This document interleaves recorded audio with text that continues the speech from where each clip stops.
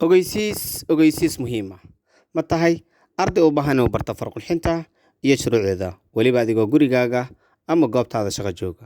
Haddaba haddii jawaabtaada haa tahay, waxaa si rasmi ah noogu furmay diiwaangelinta gruubkii 14aad ee online-ka. Waana casharo duuban oo sharxan oo shuruucda wataan kuwaas oo ay horey uga aflixeen kumanaan arday Soomaaliyeed ee jooga daafaha dunida. Diiwaangelinta koorsada waa ay socotaa, waxayna bilaaban doonaan casharada haddii Rabbi qadara 4 bisha Abriil ee soo aadan insha Allah. Koorsadan online-ka waxay socon doontaa muddo 2 bil oo kaliya, taas oo damaanad buuxda ka sii doonta fartaada haddii aad dadaasho insha Allah taala. Haddaba si aad isaga diiwaangeliso koorsadaas oo si kaaga buuxsamin, waxaad la xiriirtaa lambarkan kaaga muuqda shaashada, WhatsApp ama call-kii aad doontaba. Koorsadan waxaynu ku qaadan doonaa insha Allah by WhatsApp group, taas oo ay ku diyaarsiin macallimiin ku takhasusta hawshan farqulxinta oo ka saxi doonta cashar walba aad qaadato sax iyo qaladtii uu noqdaba. Sidoo kale haddii aad u baahan tahay inaad ku qaadato si offline ah, waxa aad booqan kartaa xarunteena Muqdisho, gaar ahaan isgoysku baar waxa degmada Hurdaag.